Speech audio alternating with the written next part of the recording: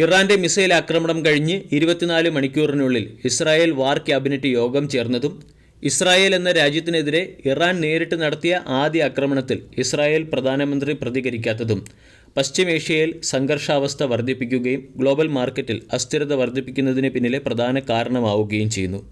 കഴിഞ്ഞ ദിവസവും അമേരിക്കൻ ഇൻഡെക്സുകളിൽ സെല്ലിംഗ് പ്രഷർ പ്രകടമായിരുന്നു. നാസ്ഡാക്ക് 1.79ഉം S&P 1.2%വും ഇടിഞ്ഞു.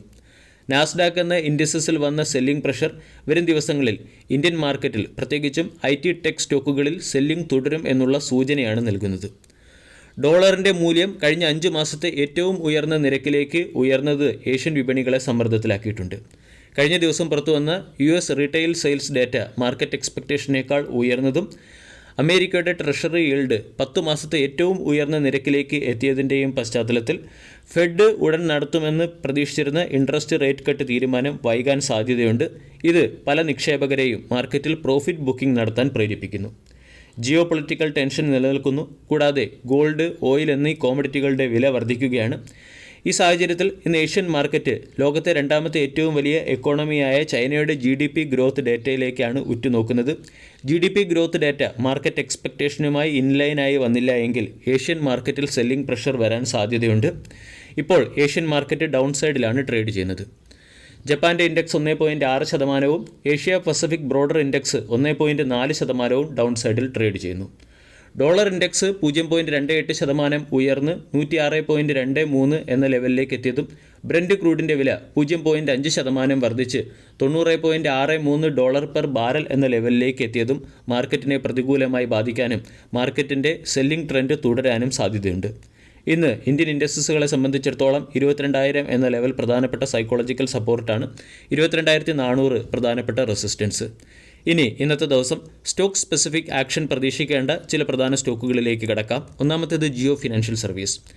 ജിയോ ഫിനാൻഷ്യൽ സർവീസ് അമേരിക്കൻ കമ്പനിയായ ബ്ലാക്ക് റോക്കുമായി ചേർന്ന് ഇന്ത്യയിൽ wealth management and broking business ആരംഭിക്കുന്നതിന് വേണ്ടി ഒരു ജോയിൻറ്റ് വെഞ്ചർ കമ്പനി രൂപീകരിക്കാൻ തീരുമാനിച്ചിട്ടുണ്ട്.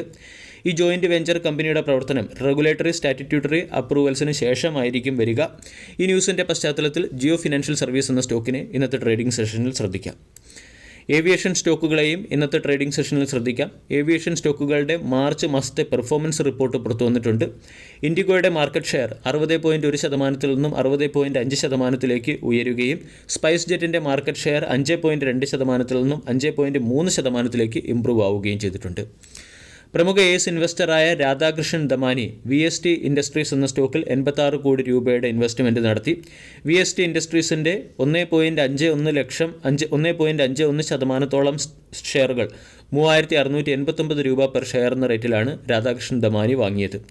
അതേസമയം HDFC മ്യൂച്വൽ ഫണ്ട് VST ഇൻഡസ്ട്രീസിൻ്റെ 1,30,000 ഇക്വിറ്റി ഷെയറുകൾ 3,690 രൂപ പെർ ഷെയർ എന്ന റേറ്റിൽ സെൽ ചെയ്യുകയും ചെയ്തു. ഗുജറാത്ത് ഗ്യാസ് എന്ന സ്റ്റോക്കിനെയും ഇന്നത്തെ ട്രേഡിംഗ് സെഷനിൽ ശ്രദ്ധിക്കാവുന്നതാണ്. Gujarat gas, Indian oil corporation തുടങ്ങിയ 2 കമ്പനികൾ അവരുടെ പ്രൊഡക്റ്റുകൾ കൺസ്യൂമേഴ്സിലേക്ക് എത്തിക്കുന്നതിന് വേണ്ടി മെമ്മറാൻഡം ഓഫ് അണ്ടർസ്റ്റാൻഡിങ്ങിൽ ഒപ്പുവെച്ചിട്ടുണ്ട്. ഇതുവഴി ഇന്ത്യൻ ഓയിൽ കോർപ്പറേഷൻ ഗുജറാത്ത് ഗ്യാസിൻ്റെ ഔട്ട്ലെറ്റുകളിൽ automotive, lubricant, greases, liquid fuels എന്നിവ സപ്ലൈ ചെയ്യും. അതേസമയം ഗുജറാത്ത് ഗ്യാസ് ഇന്ത്യൻ ഓയിൽ കോർപ്പറേഷൻ്റെ ഔട്ട്ലെറ്റുകളിൽ CNG ഫെസിലിറ്റിയും CNG മദർ ഫെസിലിറ്റിയും സെറ്റപ്പ് ചെയ്യും. ക്വാർട്ടർലി റിസൾട്ടിന് മുകളിലുള്ള മാർക്കറ്റ് റിയാക്ഷൻ എന്ന പോയിന്റ് ഓഫ് വ്യൂ ശ്രദ്ധിക്കാവുന്ന സ്റ്റോക്കാണ് GTPL ഹത്വേ എന്ന stock. Digital cable TV service provide ചെയ്യുന്ന GTPL ഹത്വേയുടെ ക്വാർട്ടർലി റിസൾട്ടിൽ കമ്പനി 10.8 കോടി രൂപയുടെ ലോസിൽ നിന്നും 16 കോടി രൂപയുടെ പ്രോഫിറ്റിലേക്ക് എത്തിയിട്ടുണ്ട്. കമ്പനിയുടെ റവന്യൂ കഴിഞ്ഞ വർഷത്തേക്കാൾ 16.7% വർദ്ധിച്ച് 808 കോടിയായി ഉയർന്നു. ഡിജിറ്റൽ കേബിൾ TV ബിസിനസ്സിലുള്ള റവന്യൂ 14% വർദ്ധിച്ച് 314 കോടിയും ബ്രോഡ്ബാൻഡ് സെഗ്മെൻറ്റിലെ റവന്യൂ 5% വർദ്ധിച്ച് 130 കോടിയുമായി മാറിയിട്ടുണ്ട്. ഇന്ന് നമ്മൾക്ക് ഫോക്കസ് ചെയ്യാവുന്ന മറ്റൊരു സ്റ്റോക്ക് മണപ്പുറം ഫിനാൻസ് ആണ്.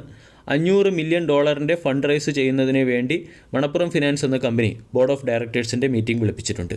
വീഡിയോ എല്ലാവർക്കും ഇഷ്ടമായി എന്ന് വിശ്വസിക്കുന്നു. Thank U.